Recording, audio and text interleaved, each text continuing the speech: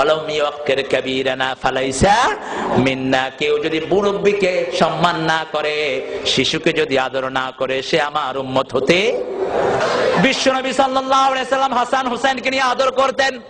বাহির থেকে একদিন এসে হাসানকে বুকে তুলছেন, হুসাইন নামছে, হুসাইনকে বুকে তুলছেন, হাসান নামছে, আবার হাসান উঠছে তো হুসাইন নামছে। হুসাইন হঠাৎ করে বুকের উপর বসে বলছে, নানা বলেন তো দেখি কে বড় নানা? আল্লাহর হাবিব সাল্লাল্লাহু আলাইহি ওয়াসাল্লাম আল্লাহর সৃষ্টির মধ্যে সবচেয়ে বড় আছেন না নাই? কথা বলেন না কেন? বিশ্বনবীর মর্যাদা আল্লাহ সবচেয়ে বাড়িয়ে দিয়েছেন। আর আল্লাহর হাবিব বলতেন, আনা সাইয়্যিদে বলদে আদম, বনি আদমের সব সন্তানের নেতা আল্লাহ আমাকে বানিয়েছেন। সুবহানাল্লাহ বলেন। আল্লাহর হাবিব বললেন আমি বড়, হুসাইন বললেন না না না আমি বড়।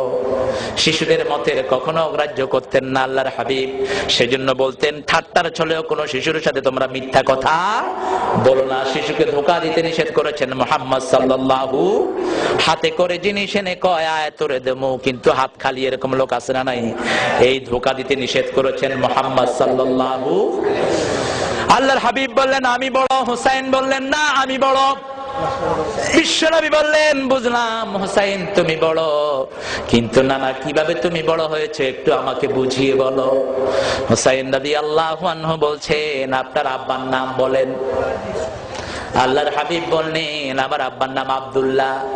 হুসাইন রাদিয়াল্লাহু আনহু বললেন, খালি আব্দুল্লাহ, লাইসা ক্বাবলাহু শাই ওয়ালা বাদা। সামনেও কিছু নাই, পিছনেও কিছু নাই, খালি আব্দুল্লাহ। আমার আব্বাকে চিনেন নাকি?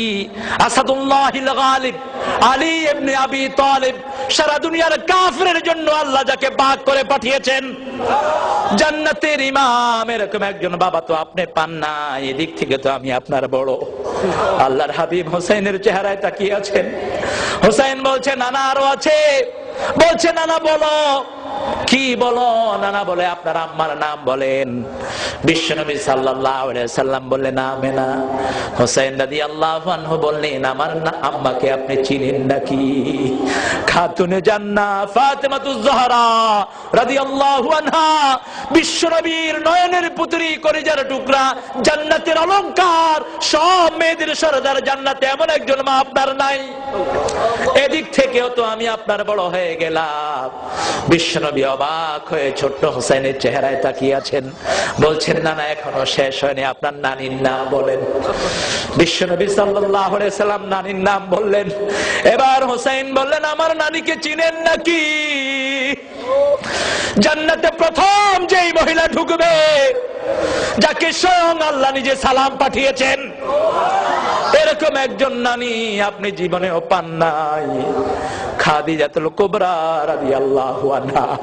এদিক থেকেও তো আমি আপনার বড়। আল্লাহর হাবিব অবাক দৃষ্টি চেয়ে চেয়ে বললেন, হুসাইন।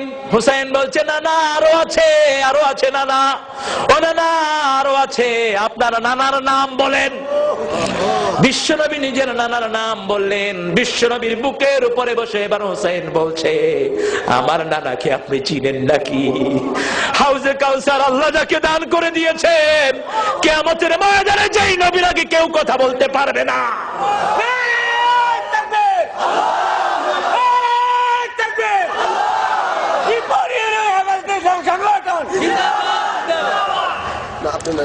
বিশ্বনবী সাল্লাল্লাহু আলাইহি সাল্লাম অবাক দৃষ্টিতে চেয়ে থাকলেন।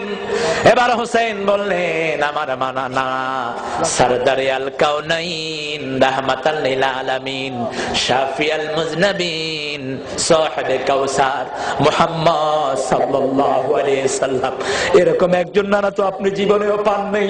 বুকের সাথে চেপে ধরে বলল, নানা রে, সত্যি আজকে তুমি যেন আমার থেকে বড় হয়ে গেছো। চোখের পানিগুলো ছেড়ে দিয়ে বলল, নানা ধন্য, নানা ধন্য, আজকে নিশ্চয়ই আল্লাহ তোমাকে অনেক বড় বানিয়ে দিয়েছে।